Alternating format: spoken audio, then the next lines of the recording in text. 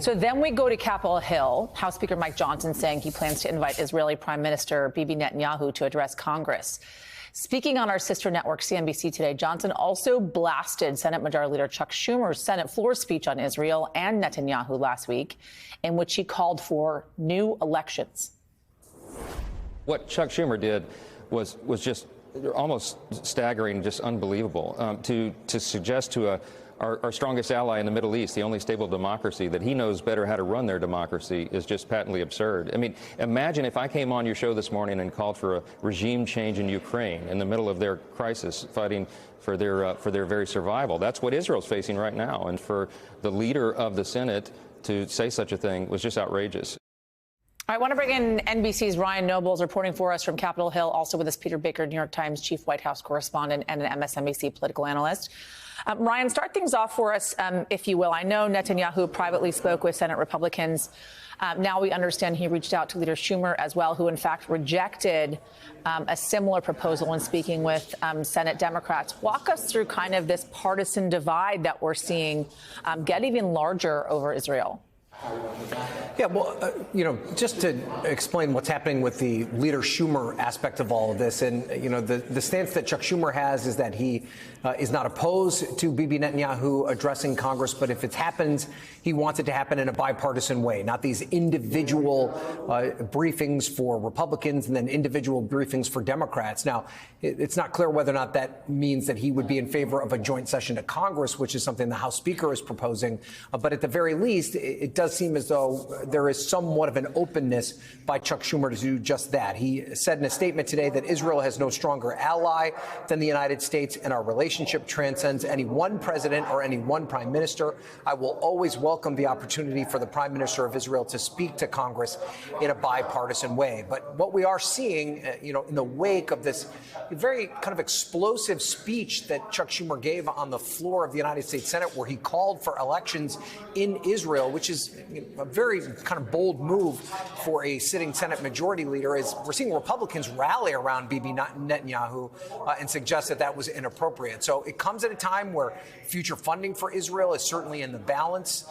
That hasn't been voted on. A supplemental package hasn't been voted on in Congress. And of course, there is the White House end of it all that is concerned about the level of aggression that Israel has toward Gaza at this stage of the conflict. So there's a lot up in the air right now as it relates to the future of U.S. support for Israel during this period of time.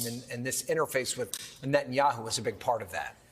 Peter, is there any possibility, as we talk about what Chuck Schumer asked for, that the president would get behind a call for new elections in Israel? What is the thinking inside the White House right now, especially considering that the prime minister has not gotten an invitation yet to the White House, as normally Israeli leaders do?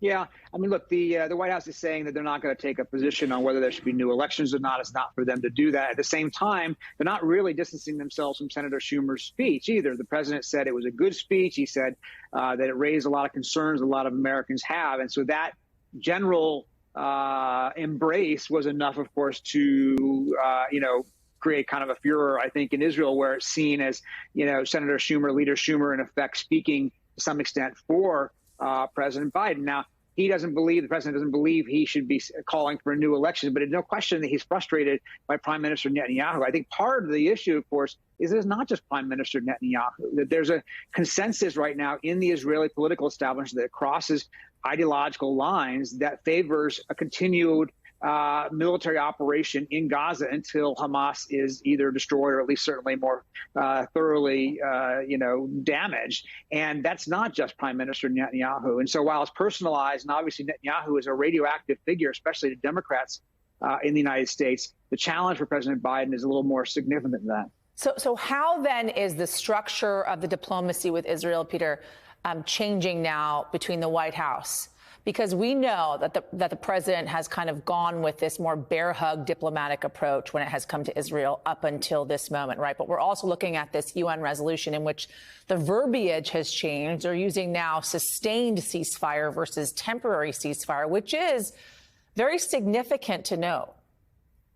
Yeah, no, that's right. The president, as you rightly say, started off with a bear hug, and now I think it's becoming much more of a scratchy situation between the two of them, right? That he has been more vocal in recent weeks about his displeasure about how Israel is handling the military operation, how it's handling humanitarian aid into Gaza. But he's not willing to do the things that some Democrats on his left want him to do, which is to say, for instance, either condition or even cut off arms supplies to Israel, for instance, or take even more further, action in terms of, international condemnation. Now, this language that you're hearing about today suggests, a further slip step toward, a more vocal, a more, assertive position by the president. But I think, if you look inside his administration, he is the one person who is standing by Israel the most, even as his own staff and his own advisors are nervous and would rather they be a little bit tougher about how Israel is handling these things. And I'm not sure whether or not